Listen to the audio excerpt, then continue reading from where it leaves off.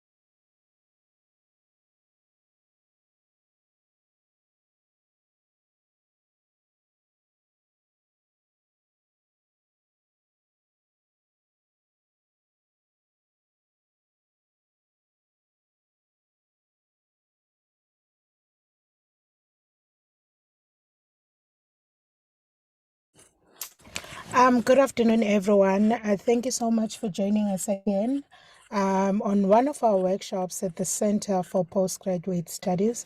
And thank you so much for the continuous support that you've received through communication, the engagements, the attendance of the workshops, as we are working towards different types of research journeys. So thank you very much for being here.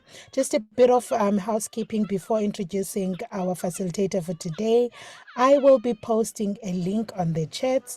This is a very important link, which is an evaluation link that is anonymous for us to understand some of your needs and also for you to evaluate this workshop so that we can better equip ourselves in terms of the workshops and the engagements that we offer for research support. Today we are discussing about data collection process, which is a process that many postgraduate students and researchers go through in their research journey. And joining us today is Dr. Mazvita Thondhlana, who is currently doing her postdoc in School of Languages and Literature Department. She has an interest on the experiences of students of language use in higher education institutions, as well as community engagement, and also some ways in which community engagement activities can be used as sites for promoting multilingualism and translanguaging, which in turn becomes empowering to the students. She has recently graduated with a PhD, and we look forward to her experience in terms of data collection. And also, thank you very much for being the embodiment as well of this thing can be done, particularly for a lot of people who are doing their PhDs. It can be done and it can be finished. So thank you very much for taking the time, Doc, and over to you.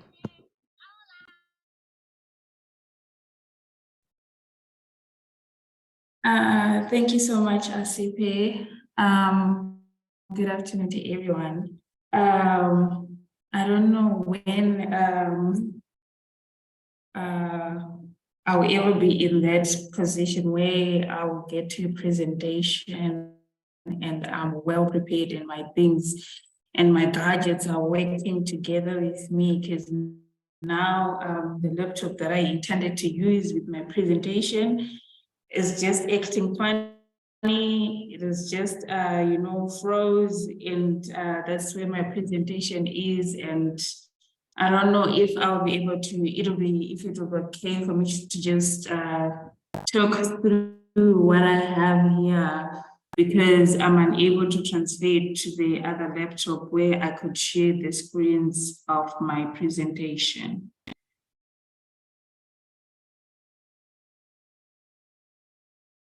Asipe, is that okay?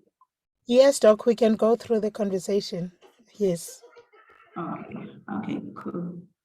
All right, thank you very much. So to those who are, beginning the journey, I don't know, I'm not quite sure where exactly you are with your studies now, but this is just like a kind of like a tip to always do your things in time and not wait for the last minute. As well, if you are a mother or a parent, just make sure that you do not push your things to the next day. Like what I did, I was like, no, I still got 2 days before Wednesday, so I could do this. I meant to do it on Friday, and I said, no, I could do it, but that's the story of my life. I finished my PhD like that, and you come across, life happens, kids get sick, and your presentation is not ready. But anyway, this afternoon I'll just be talking to you about collecting qualitative data. What I want to focus on mainly is my own journey. Is I collected my data, so it's more like a reflection. Maybe you could pick 1 or 2 things on that, or you can maybe compare with what you're doing, where you are, depending on where you are on your journey. So I'll go through, the obvious things that we already know, like what is qualitative data, what does it imply, what do you need to do, and then at the end I'll just share my reflection of how I did it, and maybe there could be questions. It's a learning process, because I don't think that completing and graduating is like it's awesome, you've finished everything, you continue learning. So probably the things that I need to go and revisit and try to do them differently, and the learning continues. So firstly,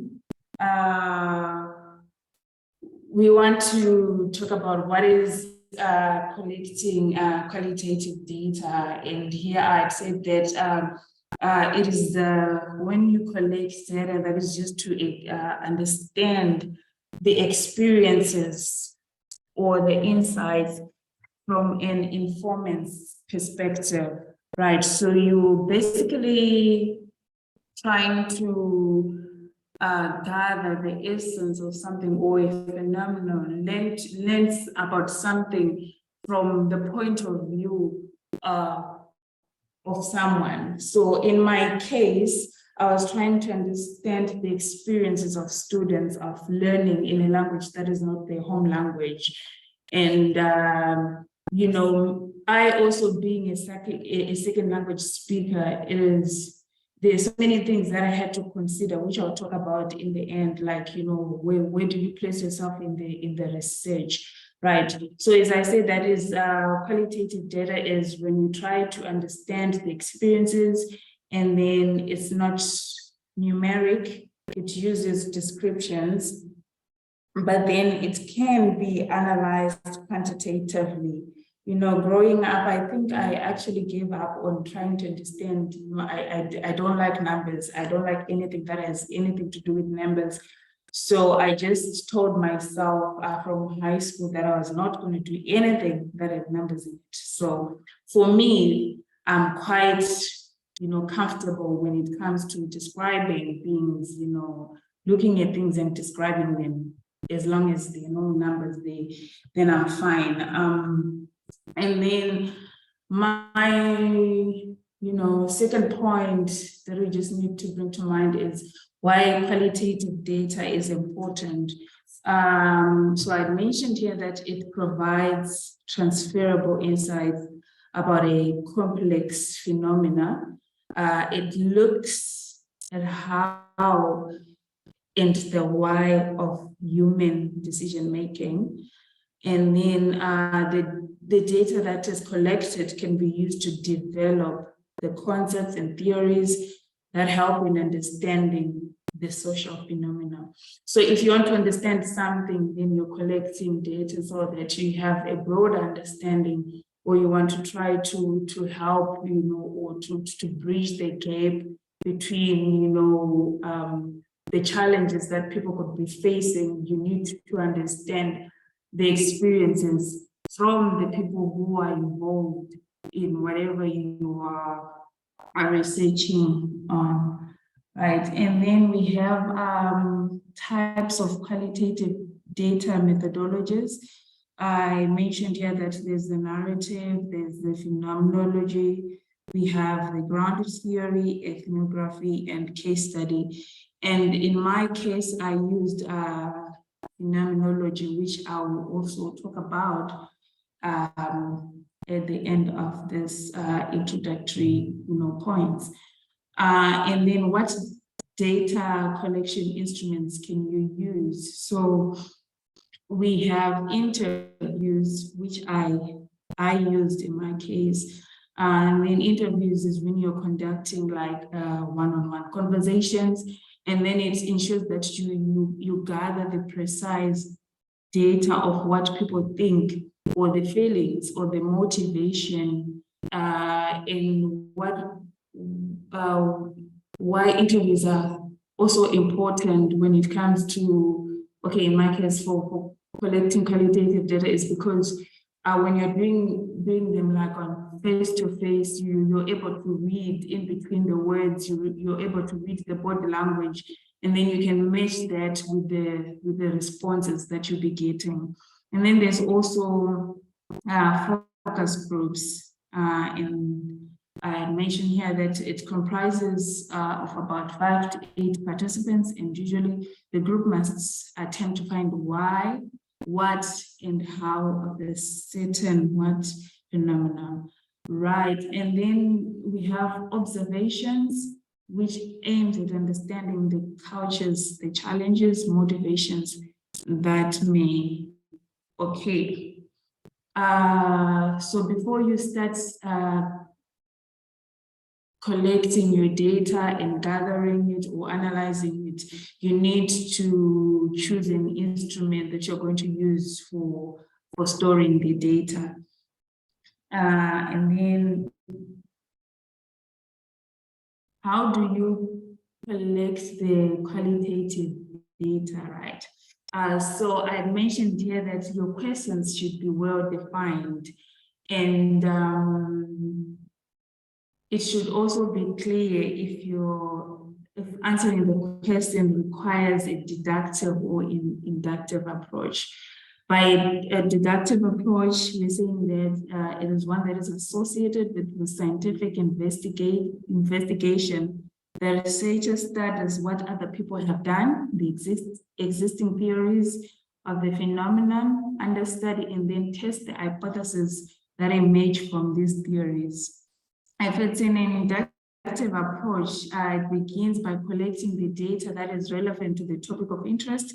Then the researcher looks at the patterns in the data and then develop a theory that explains these patterns that are emerging from the data.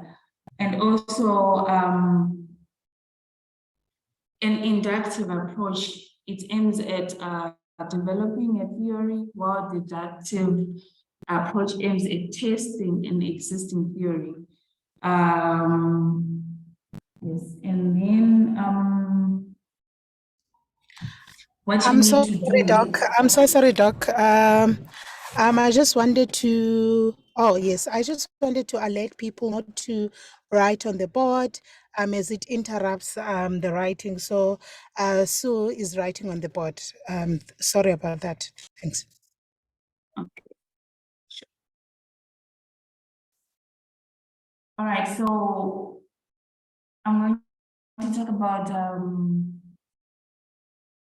the steps that you can follow when you're analyzing qualitative data, right?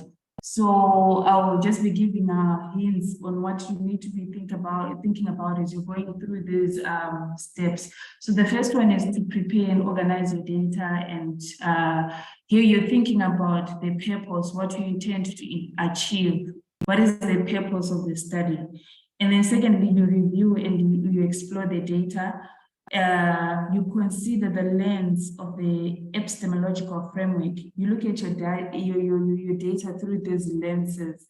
So these are the steps that you're thinking about, or you're constantly, thinking about as you're analyzing your data. Then you create the initial thoughts, right? As you have arranged your data, you're now looking at the patterns, the insights related to your purpose, and the questions guided by the theoretical framework. Point number 4, you review the codes and you combine them into themes. And you look at the codes and you think about the insights that you have drawn so far and how this answers your research questions. And then lastly, you create the themes. You look into step 4, which is reviewing the codes, and you combine them into more comprehensive categories. Like if you're at step 4, you realize that you have like quite a number of themes, but then when you combine them or you put them under one big theme, or you just trying to, what is the word? You're trying to put them together. I can say put them together so that you do not have like a lot of data speaking to the same thing. So you're compressing them, or you're compressing your themes to fit into one broad theme, and then you begin to talk about, or you analyze them under that one big theme. So the strength and the limitations of collecting qualitative data, right? So I'll talk about the strengths first, that it is adjusted to get a detailed and insightful information on a given domain. You only need few participants to provide useful and relevant insights. So in my case, I think I had about a total of about 18 participants.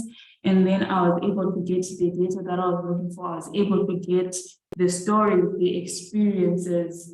And I think with a smaller number, you're able to spend more time, listening, or, really getting to the bottom, or to the bottom of the essence of what you were trying to find out. Because if you have like a big number of participants, it becomes time consuming. And then at the end of the day, you're like missing the important points that you need to be picking up. This is also another strength that can be performed in informal environments, depending on, since here you're trying to get people to participate, it also depends on their schedules or whatever they're doing. So mostly if you're a researcher, you have to tune your time or your schedule, to fit or to be able to have time with the person that you want to get information from. And then the limitations, I think this goes back to speak to when I say that you need to have fewer participants. It can be time consuming and relatively costly. And then when you are now doing the data analysis, it can take time, to verify and to extract, the relevant information that you want. And then participants should be carefully chosen to avoid bias. So this is one of the limitations of collecting qualitative data, because you just don't, even if I were to, as I was wanting to know the experiences of students learning in a language that is not their mother tongue, I chose, to get my data from the community engagement, but within the community engagement, I didn't go and interview everyone. I had to narrow down again my size to, a certain group, which is the Engaged Citizen those who were taking part in the Engaged Citizen program. So that in that way, I was able to really, get to the people who could tell me their rich experiences and get the data that I was looking for. And then lastly, I'm just going to be talking about what we can learn from here, or the take-home messages that I can give. Just from the top of my head is you're collecting your qualitative data. One thing that you have to do is not to wait for the last minute to transcribe, because this can be messy, or you actually forget some of the things. Remember I talked about matching body language with what has been said. So if you wait until you have like a load of, interviews to transcribe, you actually miss out on this body languages. You won't remember which participant said what, how did they say it. So it's always good. I know sometimes it's not possible to transcribe as soon as you have interviewed somebody, but if time allows, it's good that you transcribe as soon as you have the data. And then you mind your positionality, which I'm going to talk about now. And also, you need to be constantly articulating the meaning of the findings, and then to share with others and draw from the others that will be giving you. So when you collect your data, have somebody that you're talking to, or, in this case, maybe it's your supervisor, you're telling them what you're finding out, and then, it helps you to improve, or, sometimes you may find out that the way that you're asking a certain person is misleading or it's not clear enough, then you're able to fine-tune your questions. And then again, if possible, you do the transcribing by yourself so that you get an in-depth understanding. So it's important because when you have started the research journey, you're coming up with something that is new that you intend to research, or something that you feel like you need to contribute towards knowledge creation or change. So if you do the transcribing by yourself, you have like that connection with the data that you're able to really pick up the important points that you need to highlight. Unlike somebody does the transcribing for you, there's not that connection with with the data that you'll be using. Right. So now as I'm doing a reflection, I mean, you know, I'm still learning, and I think the things that I could have done differently, or things that, you know, maybe you could point out why I didn't do, you know, one or two things. So in my case, I used phenomenology, as I said, and I was using, I interviewed 18 participants, right? And then one thing that I was, you know, constantly thinking about was my positionality when I was collecting the data, because I am a second language speaker and I'm interviewing students who are second language speakers who are learning in a language that is not their home language. So, you know, it's always, there's that overlap that may happen, that, you know, you tend to think about your own experiences, and this overshadows the experiences of the participants, that you're now thinking about how you experienced learning. So what I did, and what following the steps that you can, you know, you can do when you're doing for the steps that, you know, comes with conducting a phenomenological study, is that you need to be writing down your own, you know, experiences, your own preconceptions and everything, and discussing that maybe with your supervisor. So I was writing down my experiences of how was I feeling when I was learning in a language that is not my own. And I was writing about, I was putting it down, and I was thinking about it.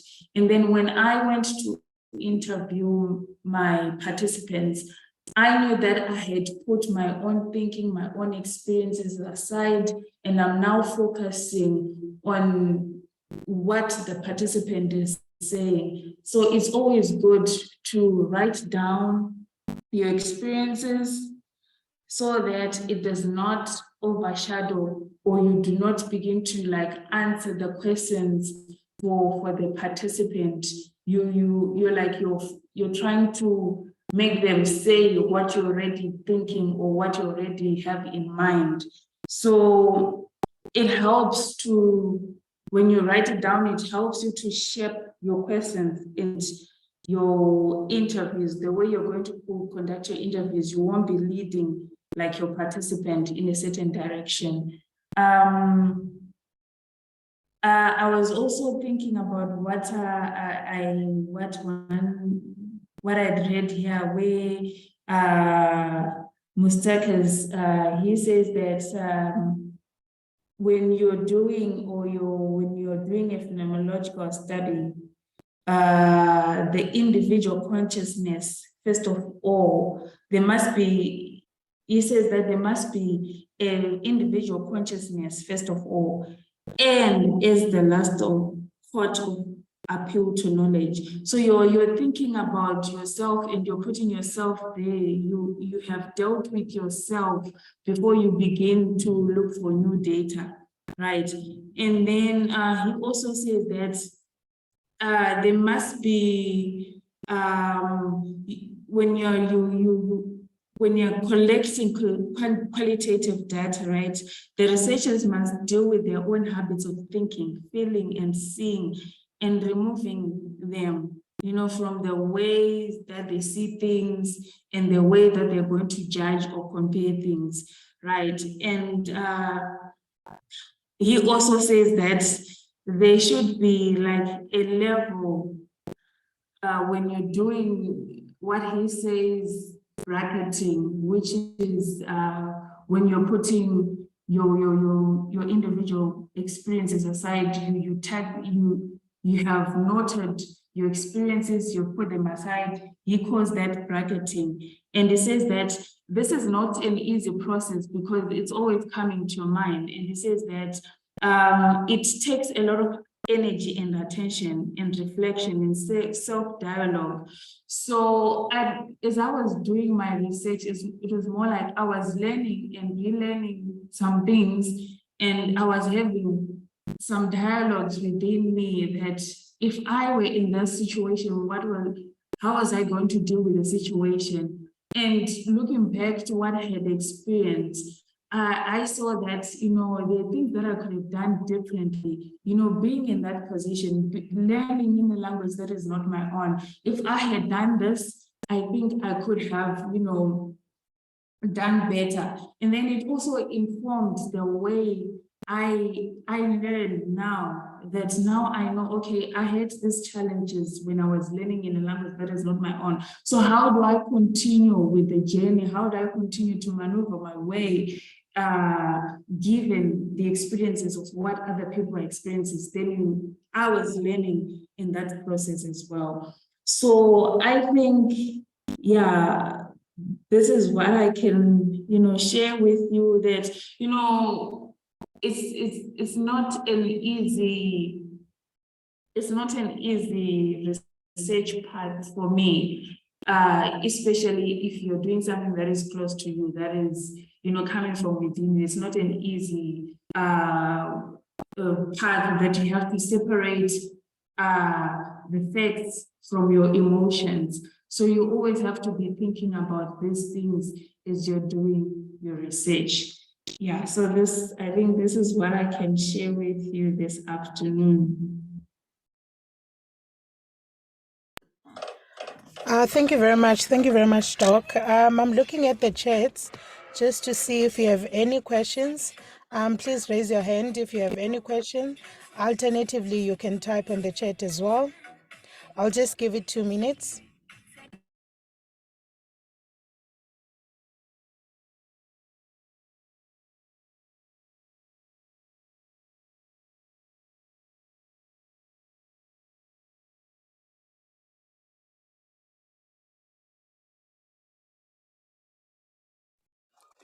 Hello, may I ask something? Yes, you can go ahead. Yes, I'm Lemi from Lusaka, Zambia. Good afternoon, everyone. I followed the first part of the presentation, and it's very insightful. Now, I just like to find out one thing on the aspect of qualitative data. The presenter mentioned also the tools that we can use. She mentioned interviews. Of course, I know that we may also use observation, but my question is, in qualitative data, do we normally also, anyway, I would just like to be educated, do we also use the hypothesis, or is hypothesis more inclined to quantitative data? Thank you very much. Thank you very much for that question. Doc, would you like to respond?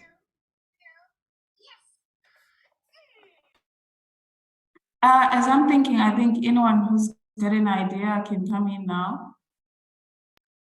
Okay, as we're waiting for anyone who'd like to respond, as you're speaking about positionality and being in the field, there's something that I recently learned, particularly with narrative interviewing, that sometimes we usually ask participants, but the same way that they would be going through the reflective journal, particularly for narrative inquiry, I think it would be the most useful tool as a researcher as well, and that can form part of their observation of the field. Now, you mentioned something as well that was important, talk about having to self-check when one comes from the field, and that is very important, because it affects one's data collection or the data that they've gathered in terms of it being useful, and also the negotiation of the field. Now, what I wanted to know is the impact of field notes. I know that we often like take field notes and stuff, but I wanted to find out, do you take field notes of the settings and what that plays in terms of your research, the setting, the space, the feelings, the emotions, especially when it comes to narrative inquiry? And if we have anyone who'd like to respond in terms of what is the purpose of a hypothesis? Do we use a hypothesis in qualitative, or do we use a hypothesis in quantitative studies? I'm happy to pop in. I don't know why I'm battling with the technology. Do you want me to pop in on that question, Mazvita? Yes, please. Okay. So this is my understanding of it. I don't think there's a rule. Unfortunately, there's very few rules about anything, especially in qualitative research, where you are, as Mazvita said, collecting people's views and opinions and perspectives, and there isn't a very clear measurable truth. There are multiple truths by different people. And in that kind of situation, it's hard to say this is the rule of how many people you have to interview, or should you be doing interviews or observations or whatever. So there's a lot of choices that you have to make as the researcher, and you've got to be able to justify that choice. And you can use the literature to justify it, but mostly you've just got to think very hard and deep. And that comes to almost everything. Should you do this? Should you do that?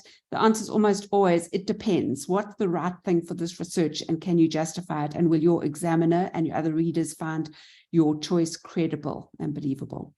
So the question of a hypothesis. Well, what is a hypothesis? A hypothesis is a statement of a relationship between two or more variables. So it's typically used in experiments and in natural sciences, where you are looking at variables as measurable things. So just to repeat the definition of a hypothesis is a statement about a relationship between two or more variables. So I'm going to just give you a really bad hypothesis, but as an example, when the clouds are big and gray, it is going to rain today. That's my hypothesis. When the clouds are big and gray, it is going to rain today. And then I can put in place an experiment. I can check, does it always rain when the clouds are big and gray? And it's a bad hypothesis, because it isn't defining how big a cloud is to be big, or how gray it must be to be gray, or whatever. But I think that gives you an idea that it's stating something, that this is the truth.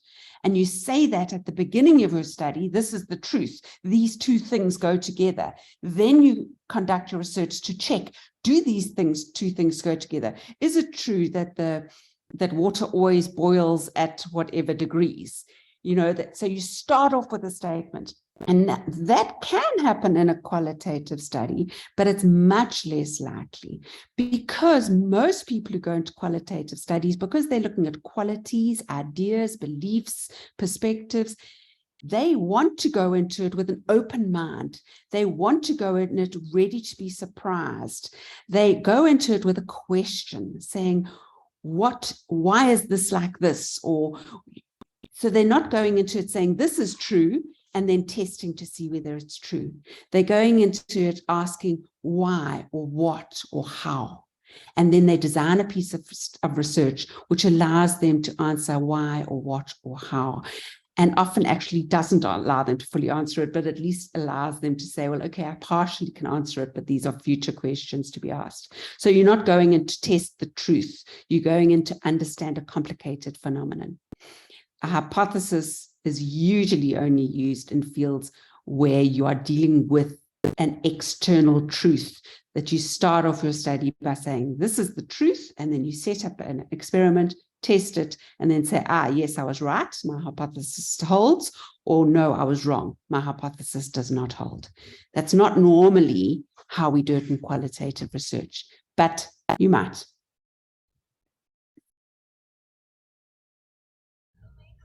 Thank you very much. Thank you very much. I think I've really gotten a lot of ideas from that. I'm very grateful. Thank you so much. Thank you very much. Just before giving, Mazvita to also add, perhaps if you can, say something more on the location of positionality in the three areas. And I see that Sue has also posted a video for those who'd like to understand what positionality is. In many cases, when I was doing my master's, I really thought positionality is when you define your position in choosing the topic that you've chosen. But now I am aware that positionality is also a relationship that takes place in three major areas, not only on your topic, but also on your on your methods, the research participants, the research design, the context and the process. Perhaps if you can share light, Mazvita, in terms of the relationship of these three and how one can keep themselves in check in these three and how they can actually discuss their positionality in their research, particularly as we speak about data collection, how they navigate, their positionality in the field as well.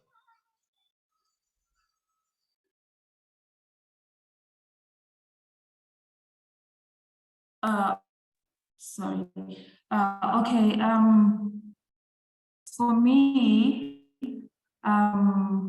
when I discussed my positionality in the study, it was I placed it in its own, chapter whereby I was discussing the data collection instruments, and then I did put a section where I discussed my positionality in the whole study, and then I also talked about the strength and the limitations or the challenges that I faced with, placing myself in this study. So I had a whole section where I discussed where I am in the study and how this affected the way I could look at my data and how I was dealing with those challenges. But then I also acknowledge that, there's always going to be that overlap, between my own personal experiences and what I'm trying to find out. And I'm not sure if I'm really answering your question at the moment.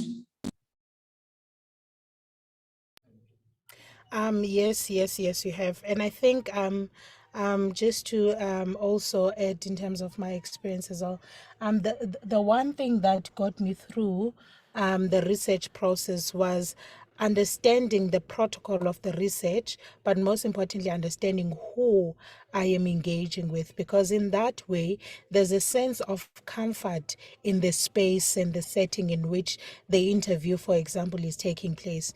One thing that I realized is that when I suggested where to meet, I don't know what causes that, but where to meet, the sort of like changes in power dynamics and my positionality in entering that space. And it took me a while to actually understand how to navigate my own privileges as well, which is something we don't really do, because when we state our positionalities in the research that we choose, in most cases in social sciences, is often something that you really, really have an urge to study, and you really perhaps share the same experience in terms of, as you were speaking about challenges in language. So now that whole situation where one has to navigate their own privileges in the field, that is something that I'm also still continuing to learn. But most importantly, something that we often do not do in research is actually going back into understanding that the data method or the methodology that you would have stated in your proposal might not be the same case when you actually conduct the field work. And that is the beauty of conducting primary data. And that is actually the gist of making the people that you are working with comfortable as they set the process. process.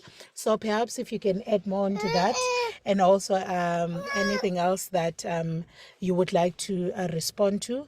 And I'm looking at the hands, if there's anyone who'd like to raise their hands and also raise questions. And also just to know that I apologize for the noise in the background. It's my daughter. So we do research and life at the same time. Yeah.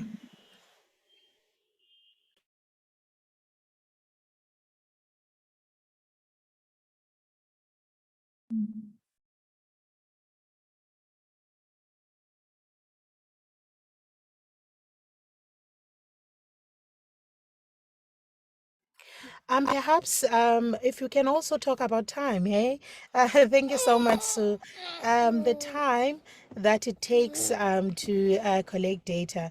It's something that we often don't talk about, particularly for students who are partaking their master's studies, and the ambition that we usually have in terms of how many numbers we want to interview and how long that can take, especially when one has to really go back to check the data itself, because I believe you can't just interview once and you get what you need. You need to go self-check. You need to go check the data, send the data that has been transcribed to the participants so that you do not misinterpret the whole conversation. So perhaps you can, if we can reflect on that time.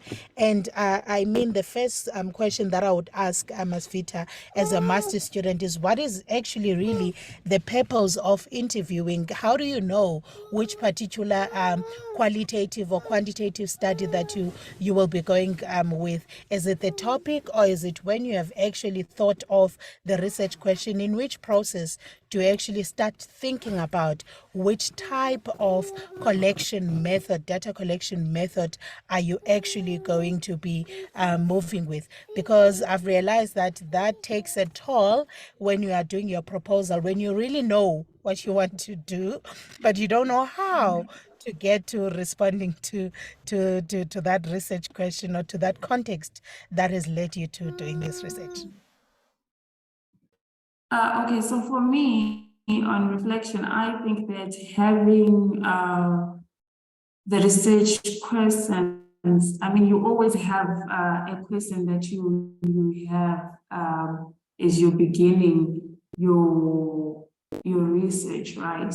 So these questions can always change along the way. They can always be fine-tuned along the way. But I think it's the questions that you have that can, lead you or influence you into, which direction to take. Are you going to go qualitative, or are you going to go quantitative? So for me, it was the research questions, the answers that I needed, answers for, that led me to, going the qualitative route. And also, as I mentioned earlier on, that, me and numbers do not go in the same line. We don't operate in the same world. So for me, it was already, set. I was not thinking about anything else or any other way of trying to collect my data. The questions that I had already in my mind were leading me into the, qualitative route. So in terms of time, I wouldn't be able to prescribe or to give, and to say, this is the, recommended time or what, because as you have said, life happens along the way. I know that when I collected my data, it was before COVID, I think, yes. And I had my,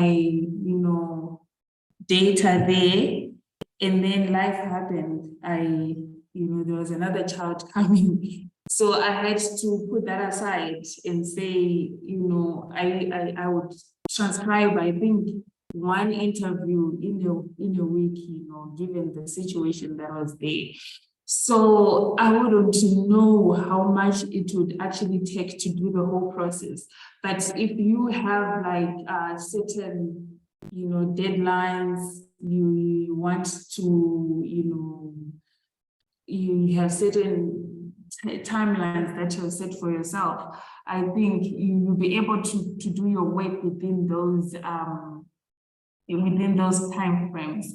So I really can't tell how much time it takes to collect data and to transcribe and to analyze it and to put it there. But what I know is that if you have a deadline, if you have a timeline, I mean, all those things, they fall into place. You know, it just happens that you're working on one thing to the next, and you know that I'm supposed to be done by this thing, by this time I'm supposed to be done with my analyzing, with my transcribing. Yeah, so I think it's more of the deadlines that you have to meet that can make you then, break your work into, something that is doable. So I don't know if there's anyone who has is able to give that you can have definite timelines that data collection takes this much time, analyzing takes this much time. I wouldn't know given the uniqueness of my experience.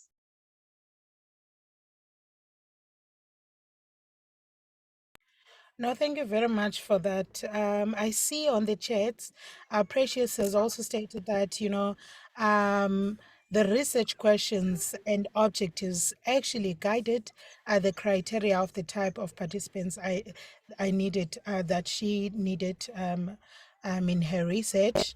And Sue is saying that I think we can get the research questions well phrased. They can be a great guide for all your research decisions. And I think if Precious would like to come in just to share your experience in terms of what you've shared, because I see there's like a beautiful ongoing conversation on the chats. Hi, I'm sorry for a lot of texts on the No chat. problem. Great. For me, I think the first thing that guided the people that I needed for the research was the research question itself and the objectives I had. Saying this is what I intend to find out by researching this question in the first place, guided the who would I need to help me reach this stage. So proper question or phrasing your questions in the correct manner would not only give you an answer to who do you need. Even sometimes the best thing you'd find from your well-phrased questions is how many you might need. So based also on your research design, that might tell you this is the number of people, this is the size of the participants that you might look into. The other thing, what took way too long, way more than I thought, was the data analysis. After, for a first timer, you think after collecting data, you think you're good, you think everything looks good, I'm done. But then that's when the work actually comes. So I think I like what, I'm sorry, I'm gonna say presenter. I think I like what the presenter said. After collecting from that one participant, I made time. I gave it at least 2 hours to try and analyze what I just collected at that very same spot and time. That made life way too easy for me. And I found that it is the truest form of representing the data if you get the opportunity to do it exactly after you've received the data. I know that's not always possible, but I think that's the best way of getting the truest sense of what the person was saying, and also being able to capture some of the things that you observe, their emotions and all of those things, just putting them into brackets, because whatever you've recorded, you will not see the facial expression later on when you listen to it. That's my experience. Thank you so much. No, thank you very much. And I mean, even the collection of the observation of the settings and stuff, it actually adds more to the data gathering process, and it leaves you with so much data, because sometimes you honestly forget the interviews when you're now sitting and trying to transcribe, or actually when you receive your transcriptions, if you're not the one doing the transcriptions. I see there's like more questions coming in, but I just wanted to ask one question, Mazvita, about the pilot study. And I know that often as postgraduate students, especially if we are not sure about the methodology that you have chosen, the supervisors would say, go and do a pilot study. What is the purpose of a pilot study for someone who is new to research and would like to know? There's a comment from Sue saying that I've come upon a real problem where students rush to collect data before they have fully understood the debates in the literature or the theoretical lenses they are using. And then they have data that is too thin or not usable. If you know the debates in the field and the theoretical lenses you are going to use, you will be able to adjust your data collection as you go. And Dwayne is saying, from my experience as both a supervisor and a student, it is critical that you think about who it is that you are going to interview when you are working on your proposal, because you run the risk of what you collected not matching up with your literature and your analysis. And yeah, and perhaps maybe if we can also, have a conversation of the fact that you get into the field, you find what you're looking for, but there's still other data that contributes to your research field, but not necessarily to your research focus currently. So what do you do with that data? Do you then keep it for your recommendations, or do you then keep it for future studies, but taking into consideration that you went to the field for that particular topic or that particular focus in your field? Those are just some thoughts that I think many new people to research would actually have.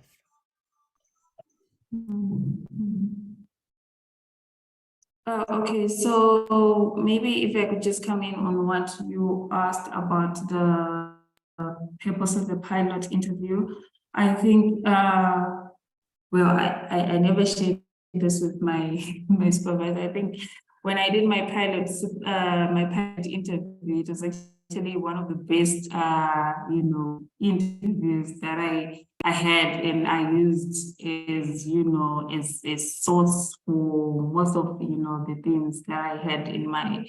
So it turned out to be rich. But I think the purpose of the pilot interview was to find out if your questions are clear enough, are is the participant getting the questions? Is there any way you need to, tune your questions again into ways that, the participant can be able to respond to them? And also, you also need to familiarize yourself with your questions. I know when you're thinking about these things, it makes a whole lot of sense when you're thinking about it in your head. But when you begin to talk about it or you're asking somebody else, you see that the way you're bringing it out is not so, clear. And then, through that pilot interview, you'll be able to pick up where you need to fine tune, or the questions that are too complex that you need to break down and make them into more, answerable or manageable questions. Yeah, and just to familiarize yourself with how you can conduct an interview, how you handle a situation whereby a participant can just cry. What do you do? All those things. So I think it is important to have one, if need be, to just get into that space where you're comfortable with you now know that your questions are clear enough, and how you'll be able to deal with any situations that may arise. Thank you very much. Do we have any questions and comments? Hi, Dwayne here. Sorry, if I can just add to that as well. I think your pilot study is a really good thing. I agree. Sometimes you're not quite sure if the questions you're going to ask are going to be problematic or going to be understood by your respondents. Sorry, your participants. So it's very important to be able to ask those questions, and also, I mean, you can put that in your methodology write-up as well. So it shows that you've gone through the whole process of trying to make your instrument more credible, which is a really good thing. Because it's the worst thing that can happen is you take your instrument to the field, you interview a whole bunch of people, and you get one-word responses to questions. That is like death to research, because you can't write up your analysis chapter with one-word answers. So yeah, I think the value of the pilot study is sometimes not realized, and it's really good to do it. Thanks. Thank you very much. Thank you very much for that contribution. Do you have anyone else who would like to share something before giving over to Mazvita to do closing reflections?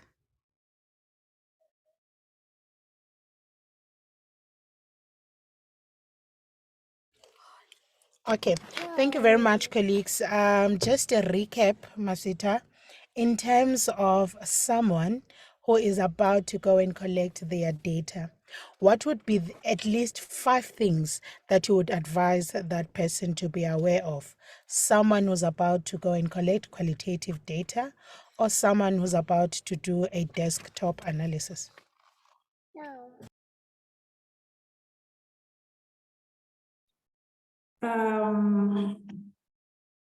Let me think. I don't know whether they're gonna get to 5, but what I'm thinking at the top of my head is you're about to get into the field. You need, these are basic things that you need to think about. If you have the right instruments to collect the data, do you have a working recorder or whatever instrument you're using to record? Is it working properly? Do you have a backup plan? Like, the instances where I was using a recorder and halfway down the interview, you realize that somehow, I don't know how, but the recorder is not on. And if there wasn't a backup plan, all that time would have been lost. So we always have a backup. And also, it's always good to go there with, not in a rush, being able to give the participant the time to explain. Yeah, so you shouldn't be working with a constrained time frame. And then when you're organizing or storing your data, make sure that the instrument that you're using, you're quite familiar with it. You're not going to spend a lot of time trying to learn. Of course, you need to learn how the instrument, the software that you want to use to store your data, but just make sure that it's not time consuming. For me, I think I used NVivo, which is very, I think it was my first time using it and I could, find my way there. So I think you also need to find a good software where you can still store and manage your data properly. Yeah, so for now, I think this is what I can think of as of now. I don't know if there are other people who need to come in and just add a few more things that you need to be aware of.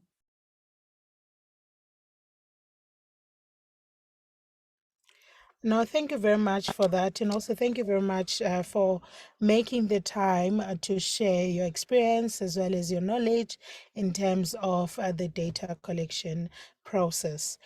From us, colleagues, I would like to just remind you about the link on the chats, which is an evaluation for this workshop and also for any other engagements that you've done, in order, as I echo Sue's sentiments, in order for us to hear more about you and how we can better assist in terms of your research process.